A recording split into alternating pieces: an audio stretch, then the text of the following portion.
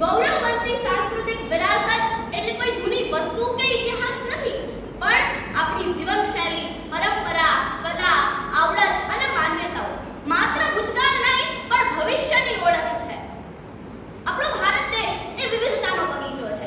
અલગ અલગ જાતિ, ધર્મ, રહેણી-કહેણી, બધા જ લોકો રહે છે. અનેકતામાં એકતા છે અને એક મેઘના ઉત્સવોમાં સહભાગી બને છે.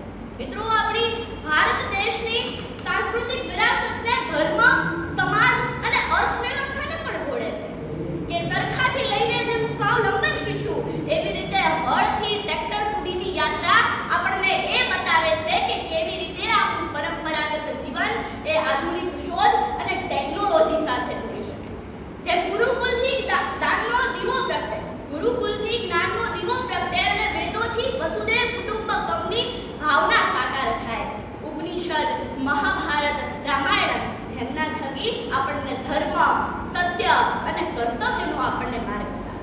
મિત્રો, આપણી એ સંસ્કૃતિ છે કે જ્યાં અતિથિ દેવો ભવ કહેવાય, નમસ્તે કરીને એમનું સ્વાગત કરાય, ગાયને માતા માનીને એમની પૂજા કરાય, વૃદ્ધોને ભાર નહીં એમને આધાર કરાય. આપણે ગ્રામ્ય સંસ્કૃતિ પર નજર કરીએ તો માટલાની ઠંડકને મમતા છે, ખેતરમાં માટીની મહેક છે અને લોક સાહિત્યમાં જીવનની નવી સમજ છે. માટી બોલે સંસ્કારની ભાષા, યુગોથી વહેતી અખૂટ આશા. વિવિધતામાં એકતાનો છે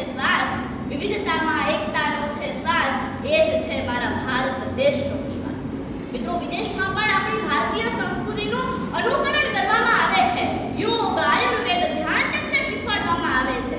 વિદેશના લોકો આપણી ભારતીય સંસ્કૃતિની ધરોહરને જોઈને એને માણવા, જાણવા અને સમજવા માટે આનંદ મેળવવા માટે આવે છે અને આપણી ભારતીય સંસ્કૃતિમાં રંગે રંગાઈ જાય છે. અને ગુજરાતના ગરબાની તો વિશ્વ ફલક પર નોંધ લેવી પડે. પણ મિત્રો, આજે કહેતા મને દુઃખ થાય છે કે આપણે આપણી ભાષા, આપણી સંસ્કૃતિ અને આપણા સંસ્કાર પ્રત્યે આપણે શરમ અનુભવીએ છીએ. પશ્ચિમી સંસ્કૃતિના આંધળા અનુકરણને કારણે આપણી સંસ્કૃતિ આપણે ભૂલી રહ્યા છીએ.